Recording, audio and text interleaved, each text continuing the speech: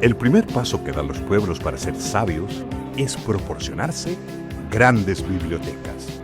Bienvenidas y bienvenidos a La Proclama, un espacio para dialogar, descubrir, compartir y crear desde el conocimiento, la historia y la cultura.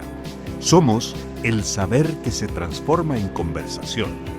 Desde la Biblioteca Nacional, la memoria colectiva de nuestra nación, te invitamos a escuchar a los protagonistas que nos cuentan el presente y el pasado con una mirada única. Esto es La Proclama en Radio UNIAC, con María José Cuello y Juan Pablo Rojas. Les damos la más cordial bienvenida al capítulo 46 de La Proclama, el programa de radio de la Biblioteca Nacional de Chile. Mi nombre es María José Cuello, funcionaria y amante de la Biblioteca Nacional, y nuevamente estoy con mi compañero Juan Pablo Rojas. Estoy de vuelta. Oye, qué alegría. Después de una pausa refrescante. Oye, se te ve renovado. Bueno, así tiene que volver uno de las vacaciones, cargado de energía. O ya no. Después del Día del Patrimonio. Bueno, sí, ahí usé algo de las energías que traje de otras tierras. Oye, estuvo bueno, ¿no? Excelente, como siempre. Pero la verdad es que echaba de menos la radio. Sí, es verdad. Tú sabes que este es un espacio que disfrutamos un montón, así que cuando uno se aleja por una semana, lo echa de menos. Mira, deberíamos haber hecho unas sesiones así en diferido, Sí, por Zoom. Te tengo una pregunta. A ver, cuéntame. ¿Mencionaste efemérides en mi ausencia? Mira, en un momento dije, yo no puedo seguir con esto, porque tiene que hacerlo mi compañero Juan Pablo. Sin embargo, el primer día que tú te fuiste era el Día del Teatro, no podíamos no nombrarlo. Ah, qué bien, sí, por supuesto. Y, espérame, y el segundo era el Día de los Museos, así que tampoco podía no nombrarlo. Y luego ya venía el Día del Patrimonio, entonces... Ah, fue de corrido. Sí, pensé que no iba a suceder, pero sucedió. Y hoy... Ah, cuéntame. Yo ya hoy día no averigüé nada. Es el Día Mundial de la Leche.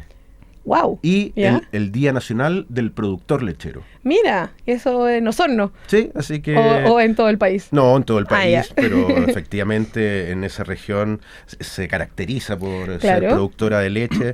Así que nuestros saludos a todos los productores lecheros del país. Oye, sí, qué importante también, porque tiene que ver de alguna manera con el tema que vamos a hablar el día de hoy. Lo sé. Sí, infancias. Sí, porque hoy día vamos a dedicar nuestro programa a las niñas y a los niños, y también a los que se siguen sintiendo niñas y niños. Ah, mira, sí, de hecho justamente vamos a hablar tanto también de la protección justamente de la infancia, pero tal vez en nuestro segundo bloque vamos a hablar más de la estimulación cognitiva, la entretención, la cosa más lúdica justamente. Perfecto, me encanta porque ese es un público que nosotros ahora le estamos prestando especial atención, y a mí en lo particular, como a tanta gente, me encantan los niños y las niñas. A mí también, me caen súper bien. Bueno, vamos con nuestro primer invitado y Dale, con nuestro primer profundicemos tema. por ahí. Bueno, contarles que el Servicio de Protección Especializada a la Niñez y Adolescencia nació en 2021 con la tarea de proteger a los niños, niñas y adolescentes que han sido gravemente vulnerados en sus derechos y derivados a alguno de sus programas de orden por orden de un tribunal. Este servicio cuenta con el programa Familias de Acogida, que busca evitar que los niños, niñas y adolescentes que son separados de su familia de origen por orden de un tribunal, como bien decías tú, sean institucionalizados en una residencia. El programa entonces permite que estos niños, niñas y adolescentes que han sido gravemente vulnerados puedan ser recibidos transitoriamente en el hogar de personas que pasan por un proceso de postulación y capacitación para acoger en un espacio de contención seguro. Y nuestra Biblioteca Nacional y el Servicio de Protección Especializada a la Niñez y Adolescencia de la región metropolitana han iniciado una línea de trabajo colaborativo para promover el acogimiento familiar y acercar esta temática a nuevos espacios ciudadanos. Y para hablar de este tema el día de hoy nos acompaña Carlos Soto, director de la Unidad de Familias de la región metropolitana del Servicio de Protección Especializada a la Niñez y Adolescencia. Muy bienvenido, Carlos. ¿Qué tal? ¿Cómo están? María José, Muy- Juan Pablo, un gusto. Muy bien, ¿cómo de estás poder tú? estar aquí. Súper bien. Qué súper bueno. bien. Y me sumo también a ese saludo lácteo. Sí, claro, porque efectivamente la leche tiene esa relación directa con los niños, Por al menos en supuesto. nuestro imaginario. Alimentación. Qué bueno, Carlos, que nos acompañes, qué gusto que estés aquí en La Proclama, Muchas el gracias. programa de la Biblioteca Nacional en Radio UNIAC. Y me gustaría, para empezar a introducirnos en este tema, que nos cuentes un poco cómo es la situación en nuestro país de los niños, niñas y adolescentes que han sido gravemente vulnerados en sus derechos. Porque ustedes mismos nos proporcionaron un dato que a mí me pareció súper inquietante, que indica que cada día ingresan al sistema de protección más niños de los que nacen. Cuéntanos en qué está ese mundo de los niños vulnerados en Chile. Efectivamente, tenemos una realidad como país que diría yo es sumamente compleja. De alguna forma diría yo que es una realidad silenciosa. Sí. Y que se relaciona lamentablemente con situaciones de vulneraciones de derechos que de alguna manera se judicializan, ¿no? Es decir, hay una denuncia mediante, ¿no? Y de alguna manera el servicio tiene que acoger a través de sus distintos programas o proyectos la atención de esos niños y niñas que ingresan al sistema, ¿no? Como les decía, generalmente se da a través de una medida judicial y que establece la derivación a un programa o a un proyecto de determinadas características. Y de última ratio, diría yo, el ingreso a un sistema de cuidado alternativo que puede ser una residencia o una familia de acogida. Hay que decir también que la mayor cantidad de niños está en el sistema ambulatorio, es decir, algún programa que, por así decirlo, que acerca del domicilio de donde está la familia y el niño residiendo, ¿no? Pero aquí estamos hablando de cuidado alternativo que alrededor deben ser en una cifra de 15.000 niños más o menos de un total de 135.000 atenciones durante el año. Carlos, y como bien preguntaba Juan Pablo, tú dabas el dato de la comparación entre los niños que nacen y los niños que están siendo ahora acogidos por estos programas. ¿Tienes alguna otra cifra que nos puedas compartir de repente como eso ha aumentado en los últimos, no sé, 10 años, 20 años? ¿Cuál es un poco la comparación para tomar en cuenta esta situación? Hay que contextualizar desde dónde estamos, ¿no? De dónde venimos. De alguna manera venimos de la crisis Sename de la década pasada. Sí. Y posterior a esa crisis del Sename, ¿no? Que lamentablemente tuvo varios eventos que desencadenaron, digamos, una reforma de estas características, se puso el tema de la infancia en situación de vulneración en el tapete político. Sí. Hubo una serie de iniciativas por ahí desde el 2018 en adelante, comisiones investigadoras del Congreso, y se empezó a reformar lo que era la institucionalidad de la infancia, ¿no? Y así como surge el Servicio de Protección Especializada a la Niñez y Adolescencia, que entra en operación en el 2021, con un fuerte, diría yo, componente asociado con poder fortalecer lo que son las familias de acogida. Es decir, tratar de que haya más niños y niñas en el sistema de cuidado de familias más que en el sistema de residencias, ¿no? Y lo conversábamos antes de comenzar esta entrevista, que algo sucedió posterior a la pandemia, que yo creo que es necesario, digamos, hacer lectura de lo que ahí aconteció, porque desde ahí que se vienen, diría yo, aumentando lo que son las necesidades de niños y niñas que ingresan al sistema producto de situaciones de vulneraciones de derechos graves, y por ende también la necesidad de contar con más familias que puedan acoger de manera temporal a un niño o niña que está en esta situación y por la cual el servicio busca que se pueda resolver, ya sea reinsertándose nuevamente en su familia de origen o a través de la adopción, por ejemplo. Perfecto. Y estos programas de acogida, tú dices que son temporales. ¿Qué significa en este contexto temporal? ¿Semanas, meses, años? ¿Y eso es 100% también? ¿En qué consiste? ¿Hay que preocuparse, no sé, de la escolaridad? Cuéntanos un poquito en qué consiste el programa. Sí. Bueno, de alguna manera hay que definir que una familia de acogida es una familia que permite la continuidad familiar de un niño o niña, ¿no? Que producto de una situación de vulneración de derechos ha tenido que ser obligadamente separado de su familia de origen, ¿no? Y claro, lo que se busca ahí es que esta sea una medida temporal hasta que se pueda resolver la situación, como lo decía, teniendo que reingresar nuevamente a su sistema familiar, obviamente libre de vulneración, o teniendo que irse, por ejemplo, en una adopción. Ahora, la duración de un acogimiento va a durar lo que más o menos demore la medida de protección que establece el tribunal, ¿no? O sea, es variable. Es variable, pero estamos hablando en promedio de un año, año y medio, 2, básicamente, ¿no? Con distintas, diría yo, trayectorias que se van dando también dependiendo del contexto territorial donde esto se vaya dando, ¿no? Porque es distinto hablar quizás de un tribunal de familia acá en la región metropolitana o en uno de regiones, ¿no? Donde las cosas pueden ser un poquito más ágiles en unos casos y en algunos casos más lentas.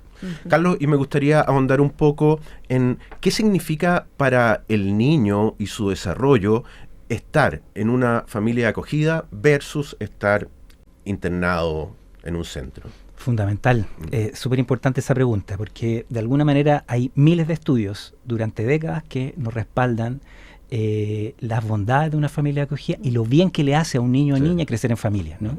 Hay investigaciones que de alguna manera señalan de que en una familia el niño puede desarrollar todo su potencial desde que nace.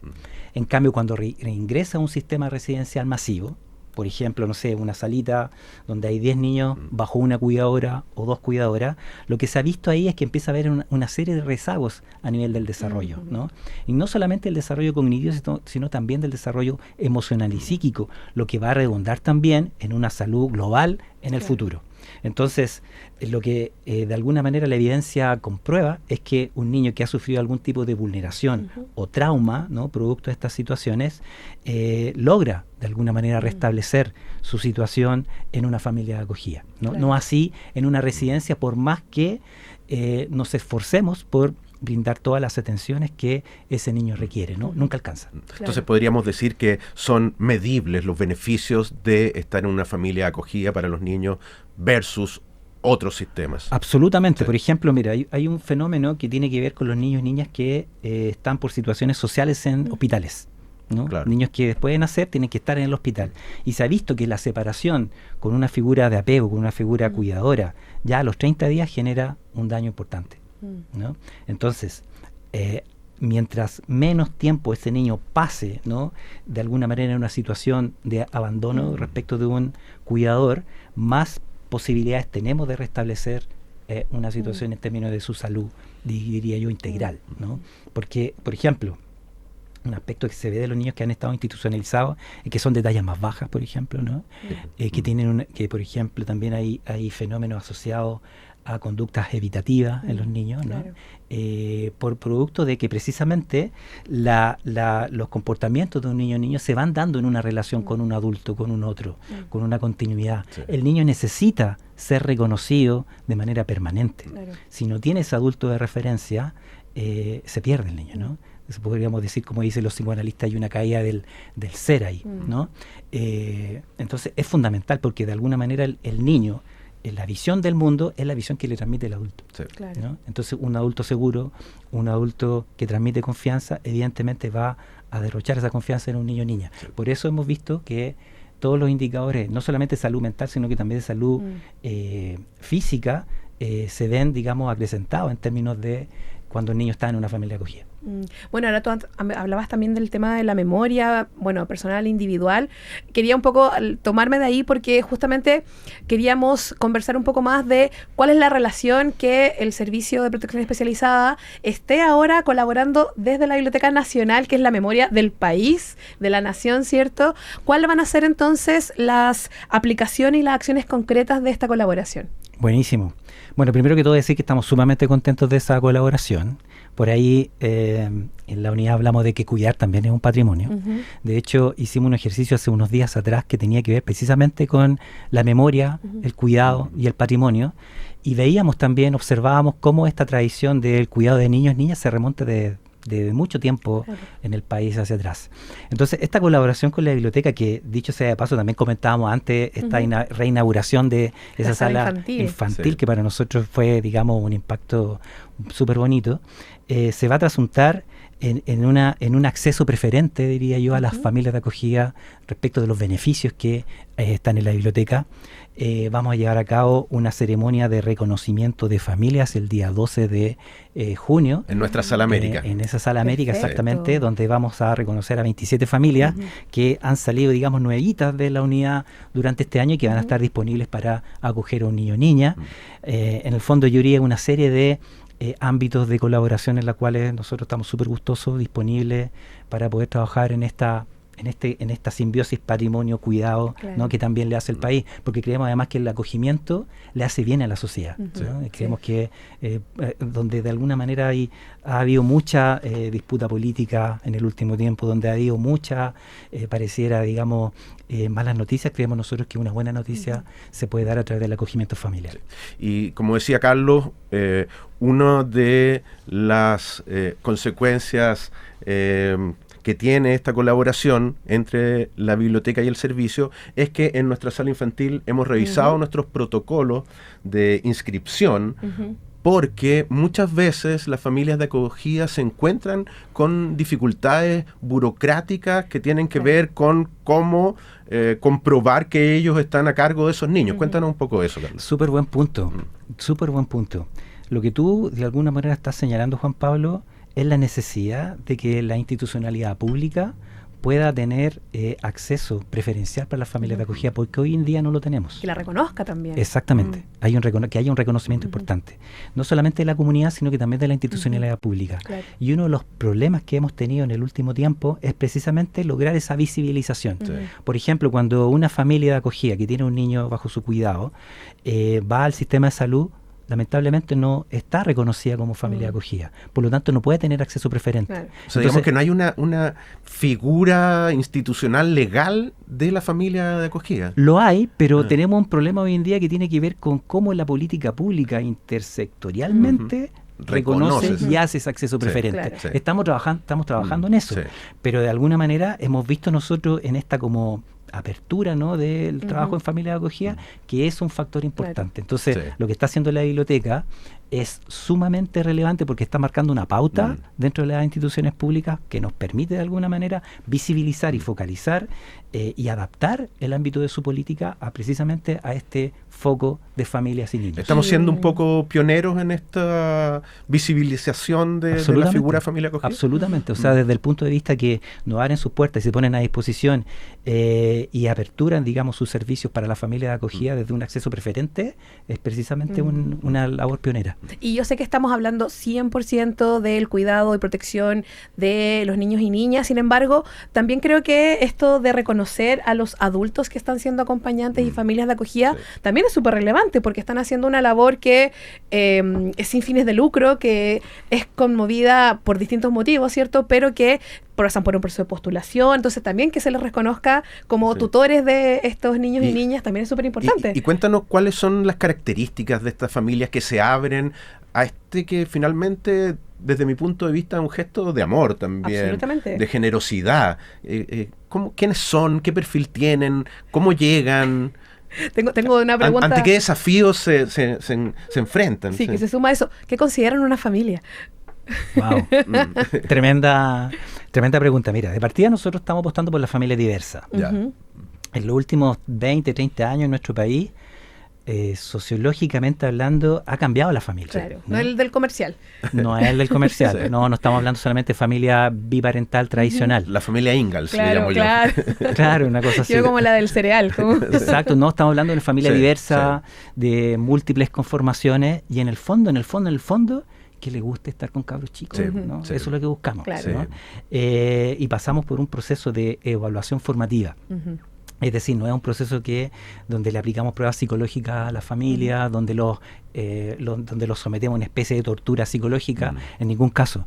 Yo diría que son acompañamientos que son sumamente respetuosos, que realiza una dupla, y en el cual, diría yo, con todo respeto y cuidado, nos metemos un poco a conocer el proyecto de acogimiento. Y vemos las condiciones de posibilidad que esa familia tiene en lo actual o en el futuro inmediato para llevar a cabo esta tarea. Entonces, a tu pregunta, yo diría que es familia diversa, que les gusten los cabros chicos, que sea un acto de amor, que quieran ayudar y que tengan una alta sensibilidad. ¿Y por qué te digo esto? Porque en Chile existen muchos temores respecto a la familia acogida. El principal temor que no aparece en Chile es el temor a la separación. Me encariño con el niño y después tengo que alejarme. Exactamente, es el principal temor que inhibe a las familias. ¿Y qué respuesta tienen ustedes? Lo que nosotros estamos diciendo, que hoy en día estamos trabajando con la unidad de adopción y con los dispositivos o los programas FAE, precisamente en la mantención de los contactos, ¿no? Porque se ha visto también, y eso desde la evidencia, no solamente desde el buenismo moral, que es sano y nutricio, ¿no? Me estoy acordando de la apertura que hicieron de la leche, ¿no? Que es nutricio mantener los vínculos de la gente que quiere a ese niño.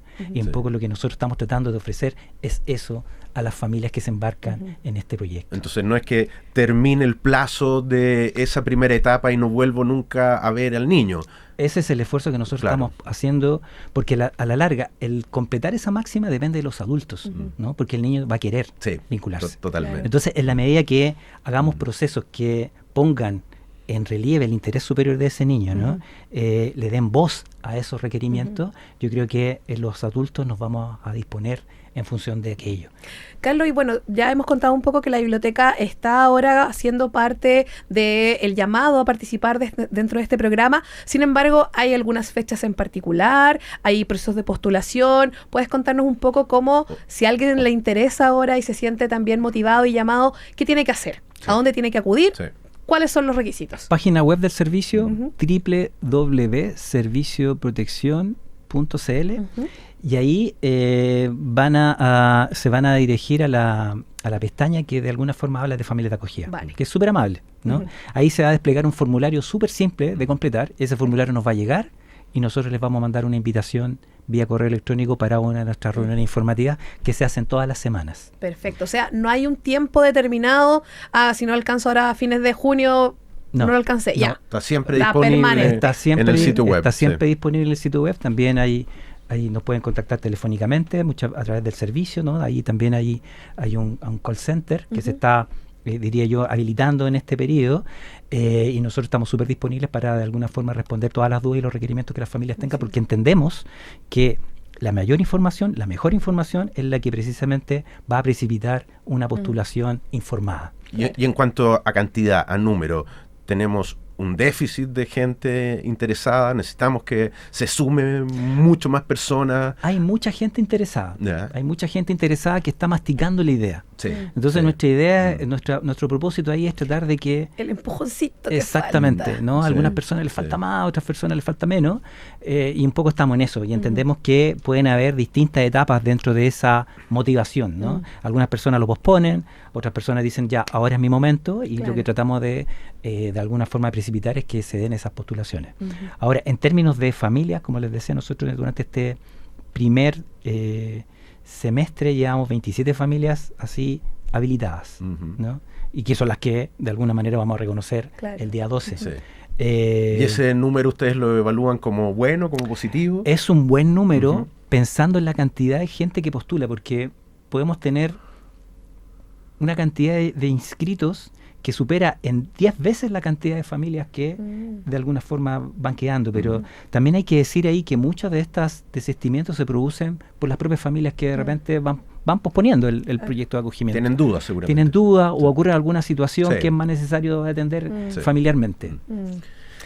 Oye, quedamos claritos entonces con la información. Oye, Juan sí, Pablo. se nos pasó el tiempo, Sí, así además que, súper rápido. Carlos, te lo agradecemos mucho. Además, como lo hemos anunciado, estamos recién iniciando un camino en conjunto entre el servicio y la Biblioteca Nacional, así que tal vez vamos a tener muchas otras oportunidades para seguir conversando.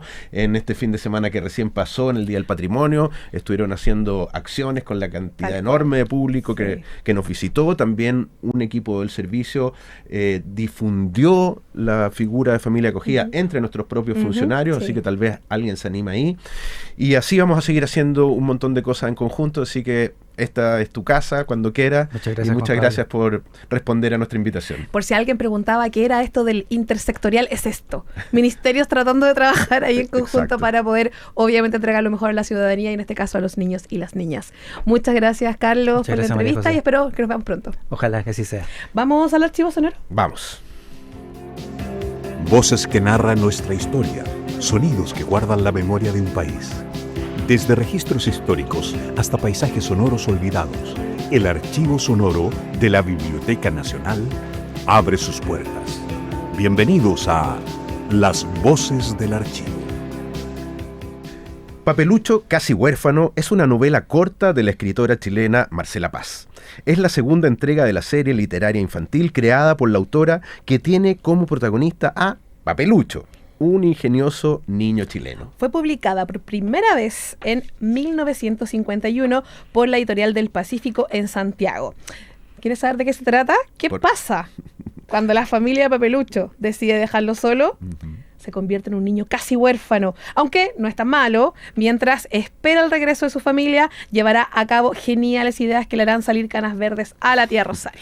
El siguiente documento sonoro que escucharemos es un extracto de Papelucho casi huérfano, de Marcela Paz. Se trata de un documento sonoro producido y editado por Audiolibros Patagonia. Oye, le quiero agradecer este documento a la Vero, pero ella me contaba que tenía muy poca información, sin embargo, no tenemos el nombre entonces de quién va a hacer este audiolibro, que es un niño.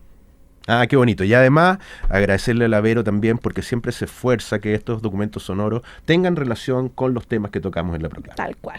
Así Escuchémoslo. que vamos a escuchar. Ujú. Audiolibros Patagonia presenta Papelucho casi huérfano, por Marcela Paz.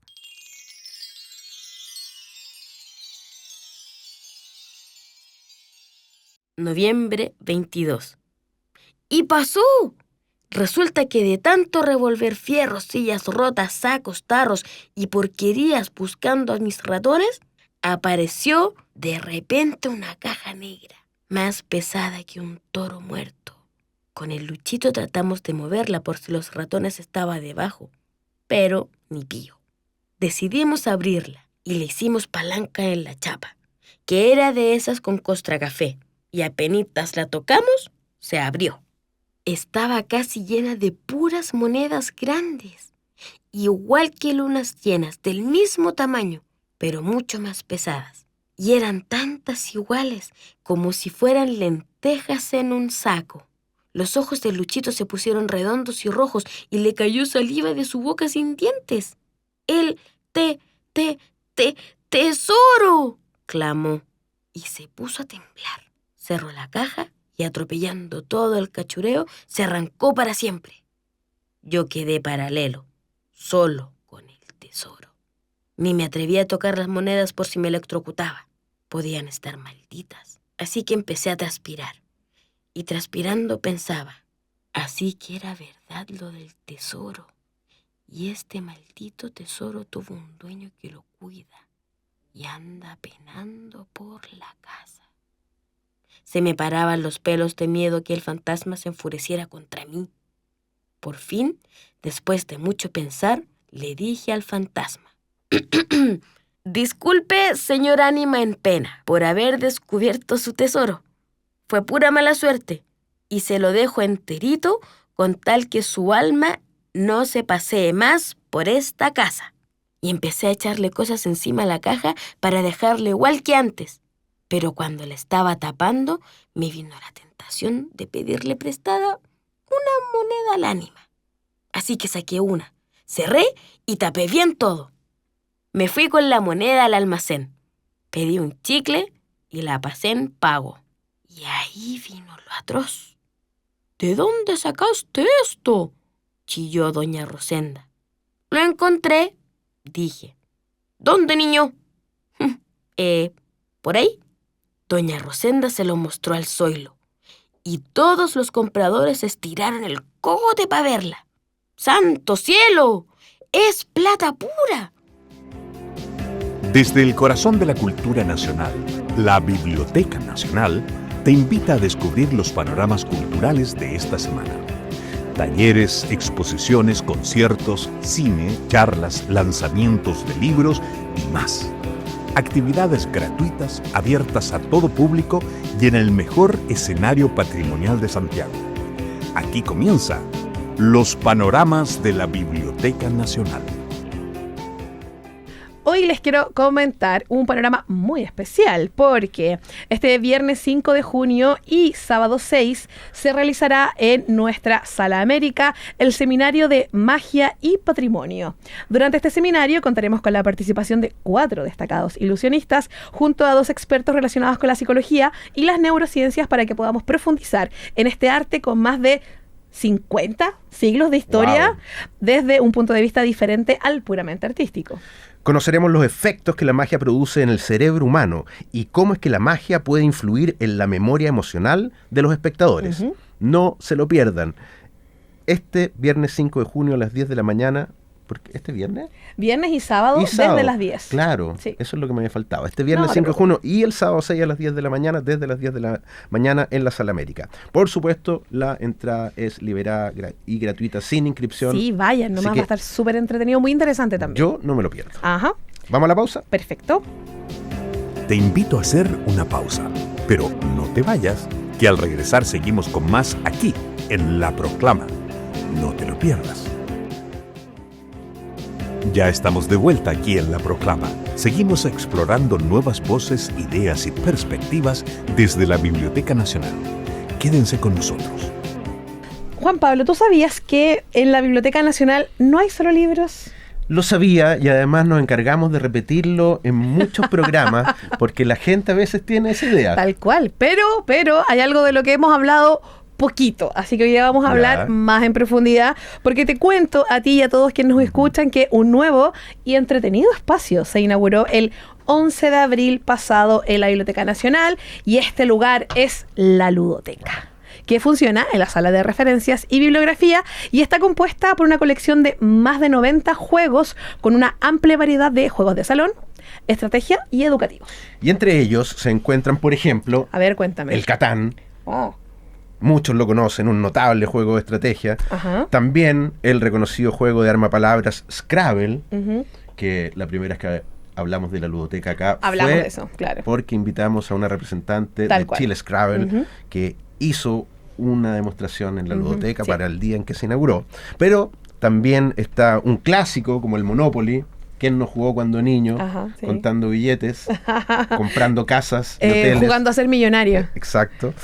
Y además la ludoteca también ofrece una serie de juegos chilenos como el Memorice de Fauna Nacional. Muy bueno. Y todos ellos se encuentran disponibles para jugar en la sala.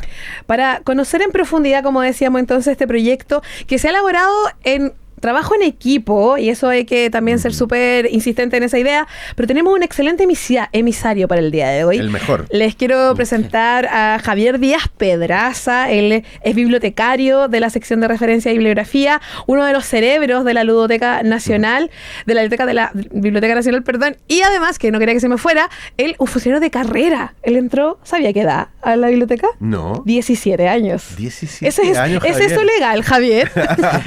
Es todo cierto lo que estás diciendo. Sí, llegué a la biblioteca a los 17 años. Entonces Javier es un emblema de la biblioteca, así que un gusto tenerte aquí, Javier. Y Va a estar Medina y va a estar Javier ahí al ladito.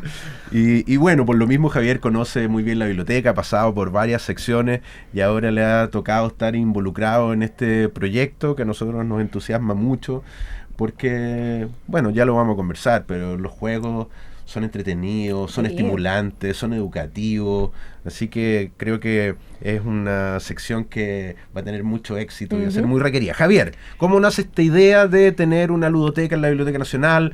¿Hay referentes en otras partes de Chile o del mundo? Cuéntanos cómo surge este proyecto. Ya, gracias por la invitación. Voy a representar en realidad la sección de referencia y bibliografía. Sí. Como les digo, esto fue un trabajo en equipo. Yo llegué, se podría decir, al último, porque esto fue Abrir la iniciado. puerta. Claro. Tirar los dados. No, a dar la oficial, a oficializarlo todo. Claro. Cortar la cinta. Claro, exactamente. Sí, directamente fue un trabajo que hizo Bernardo con Daniela, que somos bibliotecarios de la sección, y ellos comenzaron con una idea que entregaron desde dirección. Ujú. Comenzaron a hacer las cotizaciones de juegos en diversos proveedores. Sí. Hicieron ellos también las visitas, por ejemplo, al Goethe Institute, que se puede tomar como referente, y también la Biblioteca de Santiago, Sí. que tienen ludotecas.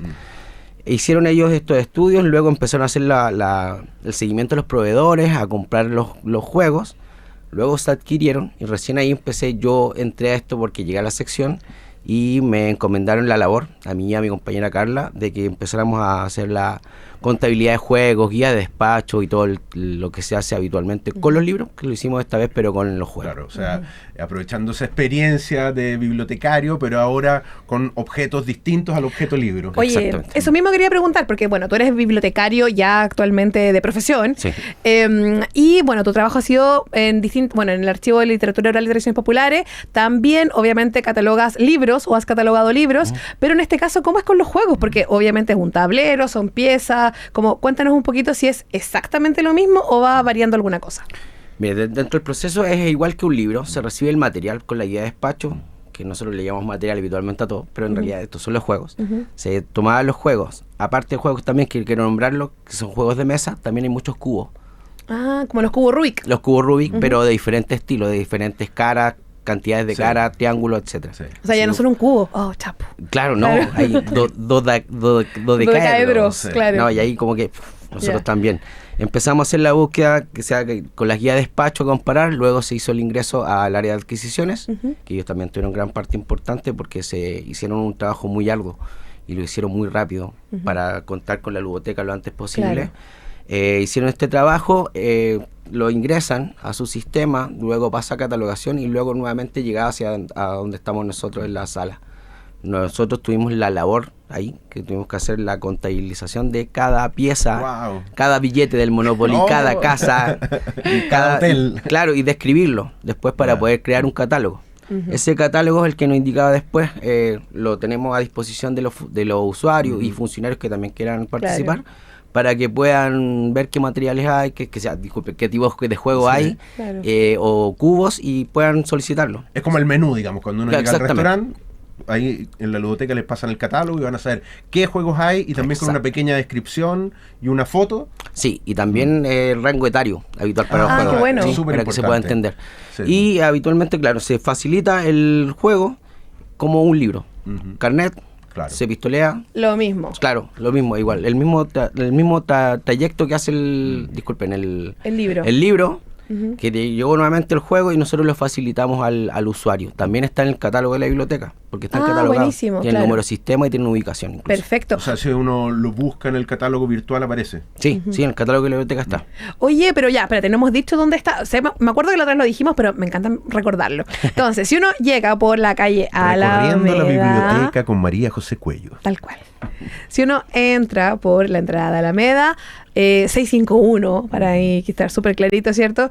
Entramos por ahí, tenemos que cruzar todo el edificio, atravesar la biblioteca, Palacio de los Libros. De sur a norte. Exactamente. Y bueno, vamos a llegar entonces al sector Moneda, donde está la sala de referencias y bibliografías. Y esta sala es bien especial también porque tiene mesas que caben a lo menos 6 personas. Yo diría que igual ahí haciendo un apretuje uno podría hacer incluso hasta 8. Claro. Y que al final también es un súper buen espacio justamente para poner la posibilidad de jugar en grupo. Por ejemplo, no sé, estoy pensando cosas tan sencillas como un ludo, para no irme al Catán al tiro, claro. Y como tú mencionabas, Javier, está el catálogo, pero además hay una vitrina donde también se pueden observar estos juegos. Claro, habitualmente lo que está haciéndose ahora es la gente llega y ve la vitrina. Ahí a veces se le indica que pueden revisar el catálogo o pueden revisar el catálogo impreso que tenemos y pueden verlo. Lo que nos están pidiendo habitualmente es lo que está en la vitrina. Claro, porque está en una vitrina iluminada, que está en medio de la sala. Es tentador, es bonito. Claro, se ve, está a la vista al paso. Claro. Y más encima, como está con luces especiales, nos muestra los juegos, la gente nos solicita de ahí, de la misma vitrina sacamos el juego y lo facilitamos, como le digo, igual que un libro. Con el préstamo, con el carnet de identidad, se ingresan los datos, se pistolea, se le entrega y después se devuelve este juego. Nosotros hacemos lo mismo y queda ya queda devuelto. ¿Revisan que están todas las piezas? Lo estuvimos empezando a hacer al principio, pero luego ya quitaba mucho tiempo el hecho de hacer esto porque son muchas piezas. De todos modos, en la caja del juego o en la caja del dominó, por ejemplo, está la descripción, cuántas piezas son, cuántas piezas vienen, etcétera. Claro, pero igual es más fácil contar, no sé cuántas son las del dominó, 28, no me acuerdo. 28 creo que pero son. Bueno, contar eso a contar todos los billetitos del Monopoly. No, sí, eso fue lo más largo en realidad. Sí. Oye, Javier, de hecho, tú mencionabas también que llegaste como un poco al final de la parte del origen de este proyecto. La ludoteca abrió el 11 de abril y en ese minuto la directora Soledad Barca dijo que este nuevo espacio del ADN es parte también del patrimonio cultural del país y la idea es que sea un espacio de intercambio, un espacio lúdico, a la vez educativo, porque transmite contenido, mensajes, historias y además que a nosotros nos importa mucho, la posibilidad de hacer comunidad. Todo esto lo dijo la Sole el día 11, pero ya ahora estamos en junio. ¿Y cómo ha sido este primer mes y medio? Momento de hacer una evaluación. Absolutamente. Claro. Se ha cumplido lo que ha dicho nuestra directora. No soy quien para hablar yo, pero... No, viene muy de cerca. Claro. Hacemos todo, bueno, dentro de la sección, como dijiste tú, era un equipo muy grande. Todos hacemos turnos en diferentes áreas. Vamos avisándonos cuando hay juego, también para la misma devolución, por ejemplo. Dejamos avisado al funcionario que viene que tal persona tiene juego, que está en tal zona y tiene que devolverlo. Pero sí hay todavía una marcha blanca, todavía una fecha de oficialización de horarios. Se comenzó facilitando porque esta es una sala, recordad que primero es una sala de lectura. Sigue siendo una sala de lectura. Sigue siendo una sala de lectura y hay que adecuarse o adecuarla para la gente que quiera jugar. no ha habido ningún tipo de conflicto. Ha estado todo bien hasta el momento y han podido convivir aquellos convivir, que están leyendo con los exactamente. que están jugando. Digamos que es una sala donde básicamente o principalmente hay enciclopedias, diccionarios. Atlas, claro, es una sala de referencia referencia bibliográfica. bibliográfica, directamente hacia otro material bibliográfico. Exacto. Pero de estar en las ludotecas, como le digo, habitualmente la gente viene a jugar, los ponemos en un sector específico, que sea no es fijo, ellos pueden jugar en donde quieran, pero se les indica que también va a haber gente que va a estar leyendo a sus lados. Claro. La marcha blanca empezó siendo de 3 a un cuarto a las 6 en ese horario de la biblioteca. Pero si vemos que la sala, por ejemplo, llega alguien interesado en jugar, le indicamos que tienen que mantener un poco el silencio y el orden, y tienen que ellos... Eventualmente lo pueden hacer en horario matutino, digamos, en la mañana. Claro, desde ahora ya las personas pueden ir. Y ahora que vienen, yo creo, la temporada de vacaciones, Sí. yo creo que se va a priorizar, Sí. puede ser un poco también el hecho de que la ludoteca va a estar más activa Claro. que la sala de lectura en sí. Igual es una sala que tiene cierta flexibilidad también con el tema de el silencio, porque si bien obviamente la idea es que no estemos hablando como ahora o que alguien se destemple jugando, que se pique o lo Claro, que sea, exacto. ¿cierto? Pero sí es una sala que funciona habitualmente también con volumen moderado. Sí, sí. Van, por ejemplo, es una de las pocas salas que tiene, como dices tú, la mesa amplia, en la cual pueden reunirse 6 personas. Sí. Y ahora lo que he estado viendo yo, por ejemplo, es que mucha gente pide si pueden ocupar la sala para hacer trabajos. Ah, Con manualidades, por ejemplo, estudiantes de párvulo van a hacer Claro, manualidades, por claro. ejemplo, y trabajo. Ya. Y también llegan grupos a jugar juegos o parejas que juegan adivina quién, no sé, el Scrabble también se han visto Claro. parejas. Y se ha usado las salas de buena manera. Yo creo en realidad, eso sí, también que la marcha blanca se continúa en el sentido que puede haber un tiempo que se puedan topar muchas personas que vienen o a jugar o a estudiar, pero yo creo que, como dices tú, que como en una sala de silencio total, Sí. pueden convivir. Se puede convivir de buena manera. Sí. Entonces ya, como para hacer un poco la recapitulación desde este primer mes y algo de funcionamiento, ¿han tenido que flexibilizar también algunas cosas como los horarios, por ejemplo? Claro, el horario se flexibilizó y como te digo también, comenzamos contando las fichas cuando se devolvían. El trabajo como interno de ustedes. Claro, sí, ahora solamente se devuelve y seguimos nosotros también cumpliendo con nuestras labores para hacerlo más ágil también. Sí. Y hay que decir que la inauguración de la ludoteca ha despertado interés en estas comunidades que ya existen en torno a distintos Claro. juegos. Bueno, ya contamos que el día que se inauguró fue la gente de Chile Scrabble, y ellos se están comunicando permanentemente con nosotros porque también tienen interés en seguir haciendo algunas fechas de sus campeonatos anuales. También me contaron, y esto puede ser una primicia, A ver. que hay una agrupación aquí en Chile que juega bachillerato. Me encanta. ¿Dónde está esa gente? Van a estar en nuestra ludoteca porque también quieren desarrollar algunas fechas de su campeonato anual ahí. Por lo tanto, estamos generando comunidad, es un espacio valorado por la gente amante de los juegos y, como dice Javier, está cumpliendo su función, hay gente interesada, van casi todos los días y yo creo que se genera ahí un espacio, un momento que es súper rico porque tiene que ver con eso, con jugar, con abandonar un poco nuestra estructura racional cotidiana y entregarse a un juego que no tiene otro objetivo más que divertirse, compartir, comunicarse con otro en torno a esto, a ser niño. Sí, de todas maneras. Yo creo que también hay que ir viendo cómo va sumándose más cantidad de juegos. Y ahí quiero preguntarte, porque hay, como tú mencionabas, una guía de despacho que hablaba de esta adquisición de juegos, pero también ha habido donaciones, por ejemplo la que tú mencionabas también que hizo el Goethe Institute o el mismo Consejo de Monumentos Nacionales. Sin embargo, acá con Juan Pablo hemos sido, pero así le hemos dado duro a la ley de depósito legal. ¿Los juegos están dentro de la ley de depósito legal? Bueno, Buena no, pregunta. Sí, Me pasé. Sí. Dentro de la ley de depósito legal los juegos no están incluidos. Oh. Lo ideal sería que se pueda hacer un apartado o alguna inclusión Sí. más adelante. Como en inciso, como dicen los Claro, abogados. sí, exacto. Claro. Lo que sucede, eso sí, es que dentro de la ley de depósito legal habitualmente se están haciendo matices o se están haciendo cambios, pero como las ludotecas no son algo totalmente que están en un ámbito como muy arraigado dentro de las bibliotecas, no aparecen como, yo creo, todavía para poder hacer estos incisos o cambios, como dices tú, Claro. dentro de la ley. Pero más adelante puede que haya algún cambio, puede No que sé, más bibliotecas se el entretengan. sentido común nos dice que los juegos también son patrimoniales porque lo que hoy, como en todo ámbito, lo que hoy nos parece cotidiano y habitual y que lo vemos normal en nuestra casa, en 50 años más Exacto. va a ser materia de estudio para entender cómo fue una época. Y creo que en los juegos se da perfectamente esa condición. Claro, bueno, de hecho hemos hablado ya de juegos como conocidos, ¿cierto? Como el Ludo, el Bachillerato, incluso el Scrabble, pero también hay, y desde por lo menos mi área de trabajo más como precisa, que tiene que ver con el valor educativo de los juegos y convertir esto en una experiencia que sea enriquecedora también para dar a conocer patrimonio y elementos patrimoniales en un espacio, como siempre hablamos, de educación no formal, como no un colegio, sino que la biblioteca. Y ahí te quería preguntar, Javier, si hay algún tipo de juegos en particular que esté preocupado de este tipo de temas, claro, de mostrar, no sé, algún elemento tal vez de la historia de Chile o justamente del patrimonio nacional. Cuéntanos de alguno de esos juegos que sean más como nacionales. Ya, bueno, como sabía que venía esta entrevista.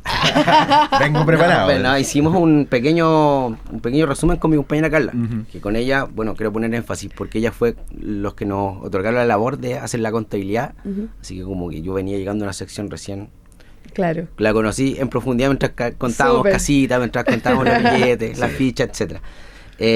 Hoy día estuvimos revisando, hay mucho material que tiene que ver con la cultura chilena, por ejemplo el Timeline Chile, que es una línea al tiempo que sí. se va haciendo con diferentes episodios de la historia de Chile. Sí, lo conozco y hay uno dedicado a Chile. Exactamente. Ah, qué entretenido. El Timeline Chile está dedicado a Chile con toda esta etapa. En la trivia criolla también es otro juego. La triga Ay, qué entrete. criolla. Sí. Quiero jugar a ese. Sí, está también presente. Bueno, está en la vitrina. Ajá. Cuando se da una vuelta, pueden Perfecto. revisar y lo facilitamos sin Sí. problema. Buenísimo. Oye, pero qué difícil, porque criollos, como será época colonial, tal vez, no, lo sé. ¿de Ah. qué trata? Yo creo que es como un nombre, un plus. Claro, Ya. es la cultura chilensis. Claro. Ah, oye, ya yo estaba así como la chimba hoy.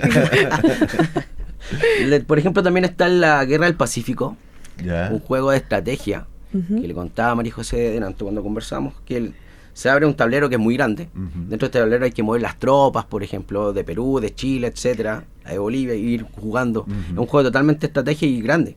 Los mesones sirven Justo, Justo, claro. es un Que mesón ahí me gigante. imagino que está el norte de Chile, que es donde se y solamente el desarrollaron norte estas lo que, batallas. claro, solamente el norte es lo que se ubica Ajá. dentro del tablero y se van ubicando todo esto y se van jugando en el juego de estrategia. Ese se llama Guerra del Pacífico, está el Timeline, la trivia criolla y el Memorice de Faula de Chile y la Puzzlera. Ambos son con aves, con fauna y que se puede jugar, como le digo, Memorice, o se puede armar también el puzzle de otra manera. Ese te lo jugué yo, el del Memorice. Tiuque, Picaflor de Arica, te Exacto. puedo empezar a nombrar. La No, lógica. pero me parece notable cómo los juegos se pueden adaptar a las culturas de cada país. Cuando yo era más chico jugaba un juego que se llamaba War, que también era un juego Sí, de po. estrategia, de guerra, pero llevarlo a nuestra historia, a nuestro territorio, Claro. es un plus en cuanto a generar identidad, a una herramienta educativa distinta, y todo eso tiene un valor enorme y está en nuestra ludoteca. Sí, de todas maneras. Oye, pero tú mencionabas también que el equipo ahí está súper atento, no solamente a contar piezas y como el funcionamiento. Cuéntanos alguna cosa que haya pasado en la ludoteca en este tiempo, que ustedes se hayan como sorprendido, que les haya llamado la atención. Bueno, como te digo, el trabajo en equipo es importante, Claro. porque por ejemplo cuando nosotros nos tocaba contar piezas, los otros compañeros, como nosotros tenemos son tres salas en las que prestamos apoyo, Claro. los otros compañeros decían, no, yo voy a la sala, yo hago tu turno, quédense contando para Claro. no quedar con el trabajo Sí. a mitad. Claro. Sí. Bueno, han ocurrido otras cosas, empezamos a contar, por ejemplo, ya las fichas, de repente nos encontrábamos algo, nos sobraba una ficha, nos empezamos a contar de nuevo. Y lo otro también que con mi compañero empezamos a revisar los cubos. Los cubos, sí. Se nos ocurrió desarmar un cubo. El problema que después no pudimos armarlo. Es Y lo tuvimos que dejar en la vitrina desarmado. A ver si alguien sabe cómo armarlo, pero ahí se inicia el juego también. Pues, Sí, lo que pasa es que ahí pasaba un día en el pasillo, un chico estaba jugando, le dije, te tengo un desafío. Mira, vamos a esta sala, hay una ludoteca, te voy a mostrar un cubo, lo sacamos de la vitrina, Ajá. se lo facilitamos y dije, a ver si lo puedo armar. Él nos armó nuevamente el cubo, lo pudimos poner nuevamente, lo dejamos nuevamente Te armadito. solucionó el problema. Lo solucionó el problema. Pero nosotros ya estábamos pensando en, lo facilitamos a diferentes funcionarios de la biblioteca que jugaran, Ajá. y nadie pudo. Así que lo tuvimos que dejar ahí y lo dejamos montadito. Pero ahora lo logramos. El usuario estrella, Sí, entonces, ahí. se llevó un libro regalo. Ah, No, perfecto. mira, Nuestro regaloneado. cariño, nuestro aplauso Regaloneado. y admiración ¿Cómo total. no? Oye, Javier, y claro, estamos en marcha blanca todavía, estamos iniciando, pero cuando uno está involucrado en un proyecto así, también tiene una visión, un sueño, un deseo ¿qué me gustaría que pasara? ¿Cómo te imaginas tú la ludoteca en 1 año más, en 5 años más, en 10 años más? Nosotros lo hemos conversado también en equipo Mm. y notamos que lo que primero queremos lograr es que los funcionarios de la biblioteca conozcan lo Sí. que hay dentro de Mira, esta usuario ludoteca. interno. Sí, Sí. que es lo más importante. Primer en realidad. desafío. Claro. Sí, hacerlo conocido, Sí. que vengan. Bueno, ahora viene vacaciones, nosotros sabemos que vienen muchos funcionarios con sus hijos Sí, de repente, sí. que pueden ir a pasar un rato, a jugar un ratito, para que se entretengan y conozcan lo que hay, los juegos, los tipos de cubos. Y yo creo que ya más adelante es pensar ya en atraer otro público, que son las comunidades. Sí. Comunidad Catán, comunidad Sí. Scrabble, Sí. que existen, comunidad de juegos de mesa. Poderlos llamar a que conozcan este espacio, que puedan participar y después, bueno, ya hacer alianzas para poder hacer actividades Sí. con ellos. Claro. Así que nada, pues yo creo que la invitación está abierta igual, Sí, ¿no? Para... y yo creo que a corto plazo va a cumplirse el sueño Sí. de Javier, porque efectivamente es una propuesta muy atractiva que va a generar interés en las distintas comunidades. Así que no me cabe duda que va a Pero ser el un llamado éxito. es, si usted tiene también ahí un grupo que juegue, Exacto. no sé, se me ocurre ninguna cosa ahora, carioca también. Bueno, hay que pensar que en cada casa siempre hay un juego de mesa. Claro. Yo creo que en cada hogar. Por supuesto. Que puede ser desde un simple Uno. dominó, un uno, Sí. hasta un juego ya más grande, como siempre hemos nombrado el Catán, no sé, Claro. Odyssey. ¿Ajedrez tienen, Javier? Ajedrez hay una cantidad de 8 ajedrez creo en diferentes tamaños. Y ¿Hay algún lo profe, ideal es que alguna después profe? hacer, claro, entrelazar con, no sé, la Academia de Ajedrez, si hay acá, Claro. Sí. hacer nexos. Propónganos y escríbanos. Recordar que este año estamos dedicados, estamos bajo el alero del año del cerebro, Sí. así que el ajedrez también y en Exactamente. general los juegos activan zonas de nuestro cerebro que necesitan estimulación, así que también hago ese link. Sí, El de todas, ejercicio mental es de, importante Sí. totalmente. de todas maneras. Oye, ¿ustedes se han divertido también ahí? Aparte de contar fichas, pero ¿lo han pasado bien Sí. también en la ludoteca? Nosotros para probar los juegos tuvimos que hacer una jornada Maratónicas. Obligatoria ahí. interfuncional. Sí. Un día viernes, posterior a la salida, nos quedamos, compramos, Ya. no sé, algo para picar, por ejemplo, una bebida, unos jugos, y empezamos a elegir juegos y empezamos a jugar nosotros para conocerlos. A por conocerlos, supuesto. Sí. claro. Ahí se jugó Sushi Go, Timeline Chile, y que empezamos a ver las cajas de qué se trataban, porque de repente habían funcionarios que no conocían otros compañeros que de qué se trataba el juego. Claro. Y una compañera sí tenía más conocimiento, ella nos hizo como el introducción. interludio, claro, la instrucción, pues empezamos a jugar. Luego hasta la jefa de nosotros, que la señora Ángela, también compartiendo, y estuvimos una jornada bien entretenida, salimos todos muy contentos después de la jornada. Trabajo pasándolo bien, dice Tal Javier. cual. ¿Qué estabas haciendo tu trabajo no jugando? Claro. Bueno, Javier, se nos acaba el tiempo, pero... Pero ¿qué? no lo vamos a echar a Javier. Ah, ¿no lo vamos a echar? No, porque le tengo una sorpresa. Qué bien. Porque el archivo de la palabra, perdón que te interrumpa, Juan Pablo, pero el archivo de la palabra que viene ahora, pongamos tal vez la cortina y te cuento de qué se trata. Vamos a la cortina. Pero con Javier. Palabras que resisten al olvido. Voces que cruzan el tiempo y nos siguen hablando. Poetas, pensadores, artistas y políticos se reúnen en el archivo de la palabra de la Biblioteca Nacional, invitándonos a escuchar y recordar. Bienvenidas y bienvenidos a El Archivo de la Palabra. Bueno, mira, yo te voy a contar, porque vamos a poner una canción de ronda infantil, o simplemente ronda también, como se le conoce, que es un juego tradicional donde los niños y niñas se toman de las manos formando un círculo mientras cantan rimas, recitan canciones pegadizas, realizan movimientos rítmicos y coordinados. Es el martirio de Santa Catalina, que narra la historia de Catalina de Alejandría, quien, según la tradición, tras rechazar las exigencias del emperador, superó un debate con filósofos paganos y por eso fue condenada a morir en una rueda con púas. Pero intervino un ángel destrozando este mecanismo de tortura, pero finalmente igual fue ejecutada mediante decapitación. Con esta linda historia que acabamos de narrar. Tierna historia. No, bueno, es que lo que pasa es que la ronda que vamos a escuchar se llama El Martirio de Santa Clara, por eso. De Ahí Santa va. Catalina. De Santa Catalina. Santa Clara es el convento. Y lo interesante de acá también es que es un documento sonoro que ha elegido también muy cuidadamente Rodrigo Invernicia, que siempre aprovechamos darle un cariño, y que es un romancillo recopilado por el grupo Trehuaco de canto tradicional que se escuchó en nuestra Sala América el 26 de mayo de 1992 y de ahí viene la grabación. Sin embargo... ¿Por qué Javier está presente en para esta allá hoy, introducción? Para allá hoy. Es que quiero que nos cuente él mismo, po. Él conoció al grupo Trehuaco. Sí, conocía aparte del grupo de Trehuaco y en especial a don Carlos Martínez. Relación que tuve debido a que yo trabajé mucho tiempo en el archivo de literatura oral dentro de la biblioteca. Y tuve el placer de conocer a don Carlos e incluso, como anécdota que lo estaba contando, fue ir a buscar en la casa de él un mueble con diferentes materiales en diferentes formatos de su colección personal, lo cual él donó al archivo de literatura oral y está presente en la sala del archivo. Y un mueble que está con todo ese material yo lo fui a buscar en realidad con la camioneta de la biblioteca y con el funcionario que estaba a cargo en ese tiempo y echamos todo encima, mueble y todo, materiales. Y después lo rearmamos dentro de la biblioteca, así que en homenaje yo creo a don Carlos puede Tal ser cual. este pequeño romance del grupo Trehuaco.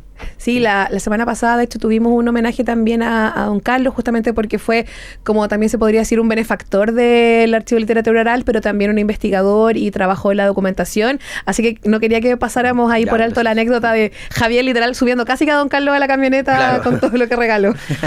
Bueno, gracias Javier. Ahora sí, te despedimos. Sí. Te deseamos la mayor de la suerte en la ludoteca y vamos a este archivo sonoro Pero nos tenemos que despedir también. y de ahí nos despedimos ahora y Al nos vemos el tiro. próximo lunes. Oye, yo de todas maneras, ¿sabes qué? Se me había pasado algo que no puedo no decir. Tuvimos el fin de semana, el Día del Patrimonio, y esto debería haberlo dicho al principio. Siempre hay que agradecer a todos los funcionarias de la Biblioteca Nacional que hacen posible que este sea siempre unos días muy exitosos. Siempre nos va súper bien en cantidad de gente, pero también están todos muy dispuestos y disponibles también ahí para que pueda salir todo súper bien, que la gente pueda disfrutarlo y sobre todo también que puedan conocer nuestro patrimonio bibliográfico, los espacios del Palacio de los Libros. Y me pidió un saludo especial Paulette Moscoso, a quien yo quiero mucho, y sin ella esto no hubiera funcionado, pero para nada. Así que Sí. ahí van los saludos para Paulette. Un y equipo muy comprometido, así que un abrazo y un beso para todos ellos. nos vemos para el próximo Día del Patrimonio. Nos vemos el próximo lunes. Chao, chao.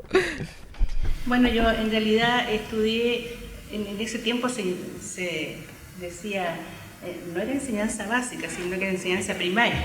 Y yo estudié en la Escuela Superior de Niñas, que está aquí muy cerquita, estaba en Marcoleta con San Isidro. Era una escuela grande, bonita, y jugábamos mucho, cantábamos muchas rondas, jugábamos en realidad.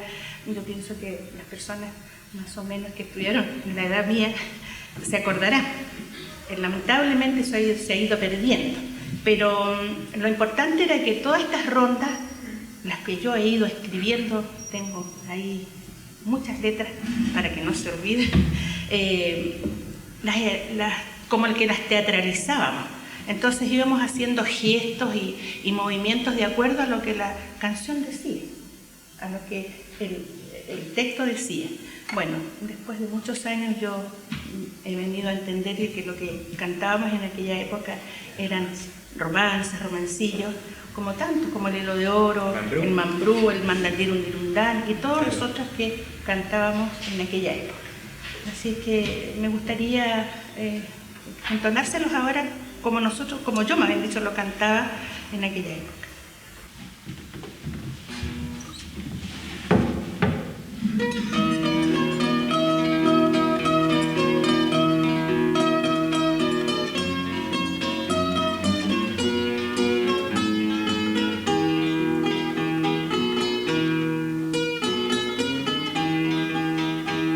La Santa Catalina, chiribón, chiribón, chiribón, la Santa Catalina era hija de un rey, allá, allá, era hija de un rey, era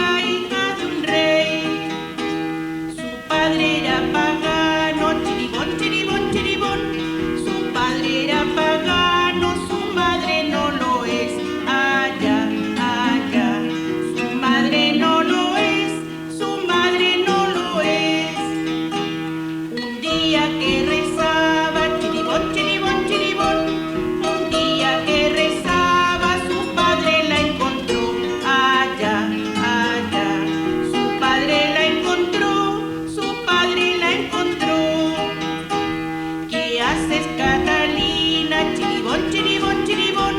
¿Qué haces, Catalina, allá en ese rincón? Allá, allá, allá en ese rincón, allá en ese rincón. Le rezo al Dios mío, chiribón, chiribón, chiribón. Le rezo al Dios mío que no conoces tú. Allá, allá, que no conoces tú, que no conoces tú. Su padre enfurecido, chiribón, chiribón, chiribón. Su padre enfurecido a palos la mató. Allá, allá, a palos la mató, a palos la mató. Los ángeles del cielo, chiribón, chiribón, chiribón. Los ángeles del cielo cantaron gloria a Dios. Allá, allá, cantaron gloria a Dios, cantaron gloria a Dios.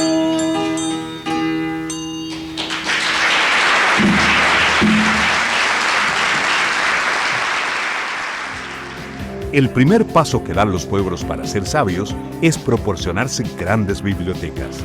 Esto fue La Proclama. Gracias por ser parte de esta conversación desde la Biblioteca Nacional, un espacio donde la historia y el pensamiento se encuentran para dar voz al presente. Te invitamos a seguir explorando, reflexionando y construyendo. Nos escuchamos pronto aquí en Radio UNIAC.